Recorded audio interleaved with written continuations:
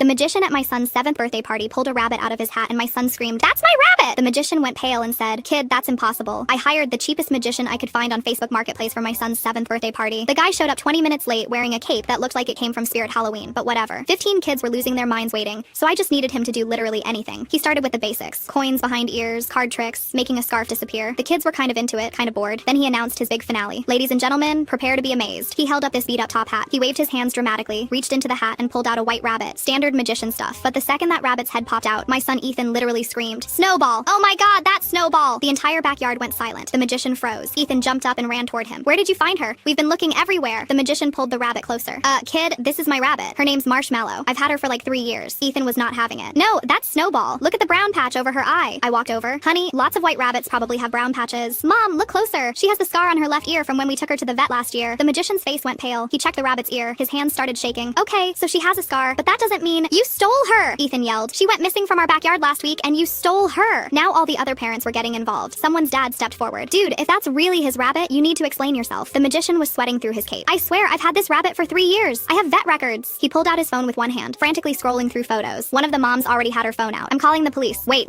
The magician showed us his phone. Pictures of him with the rabbit as a baby. Vet documents with the name Marshmallow, dated 2 years ago. "I don't know what's happening, but this is my rabbit." 15 minutes later, 2 cops showed up at my son's birthday party. The kids thought this was the best entertainment ever. One of them was recording on his iPad. The officer checked the rabbit for a microchip. She looked at her device, then at us, then back. "Okay, this is weird. The chip is registered to Ethan's family, but it was implanted last year." The magician looked like he was going to pass out. "That's impossible. Check again." The officer scanned again, then her eyes went wide. Oh, wow. There are 2 microchips in this rabbit." Everyone started talking at once. The officer held up her hand. "Let me make a call." She called the vet clinic, put it on speaker. The vet tech answered, and after hearing the situation, she started laughing. "Yeah, I remember this rabbit. 3 years ago, a magician brought in a baby rabbit named Marshmallow. We chipped her. 2 years ago, the magician couldn't keep her anymore, so we helped him rehome her through our adoption program." The magician nodded slowly, looking like he wanted to die. "I was living in my car. I couldn't take care of her. It killed me to give her up." The vet tech continued. "The family who adopted her renamed her Snowball. We microchipped her too, not realizing she already had one." "That family is you guys, right?" "Yeah," I said. "We got her from the Riverside adoption event last year." "Right. So then, about 3 months ago, she was reported stolen from your backyard. She ended up at a shady pet store downtown. And guess who bought her back?" The magician raised his hand weakly. "Me. The store told me she was a rescue. I saw her and thought the universe was giving me a second chance." The officer sighed. "So you accidentally stole back your own rabbit from the family who legally adopted her after you gave her up?" "Apparently, yes." One of the kids yelled. "This is better than the magic tricks." Ethan was crying. "So can I have Snowball back?" The magician was also crying. "I just got her back. I've missed her so much." The officer looked at both of them, then at me. "This is above my pay grade. You'll need to sort this out." After an hour of negotiating, we worked it out. The rabbit would live with us, but the magician could visit on weekends and use her for shows. Joint custody of a rabbit. The most ridiculous thing I've ever agreed to.